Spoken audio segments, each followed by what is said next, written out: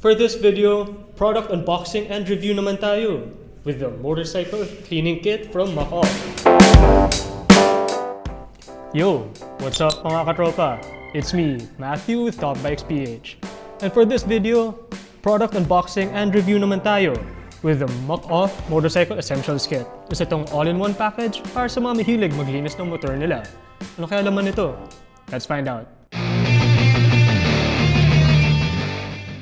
Oh, tara mga dude pare chong, unboxin natin to. Oo nga pala guys, na-order ko to sa Motor World Philippines kung trip nyo nga pala umorder ng sarili nyo.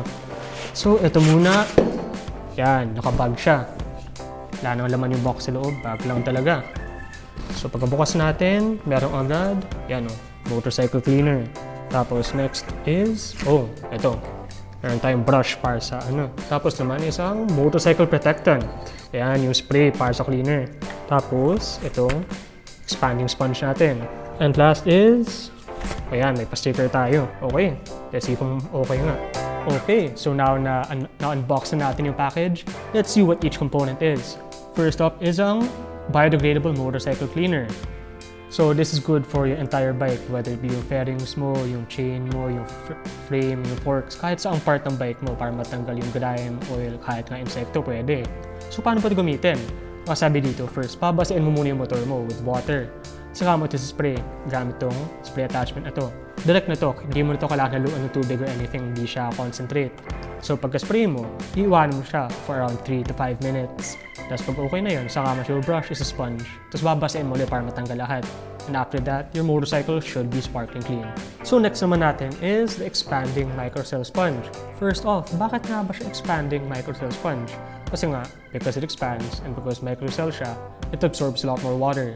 So hindi ka maya magsasaw-saw na sponge mo sa tubig para malinis yung bike mo. You just open this up, you make saw-saw sa tubig, tapos pwede mo nang kuskusin yung fairings mo, yung frame mo, pag nalagay mo na yung cleaner natin. Once you're done with that, i-rinse off mo na lang ulit sa tubig, and you're good to go. Reminder nga pala, make sure na huwag mo malalag yung sponge sa ground habang naglilinis ka. Because the moment that picks up dirt, pinagkuskus mo sa bike mo, mag-agasgas ang fairings mo. So what you do, if nahulog nga to, huhugasan mo siya na maigi to make sure na wala kang mascrub na dirt or grit sa bike mo. So, ayun na yun. Okay, so next naman natin is itong wire brush natin, wheel and component brush. So okay na okay ito for cleaning your wheels, pati yung spokes mismo ng rims mo. Ganito yung shape niya para mas maraming coverage yung maano mo in one sweep. Kasi usually dati, gamit ko toothbrush lang na gamit.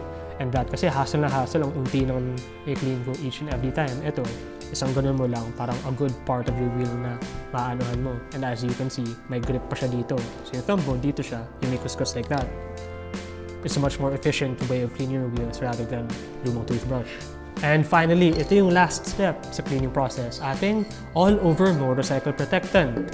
Once you spray this sa bike mo, once it's done being cleaned, this will leave a protective film that will protect your bike's components from anything out on the road.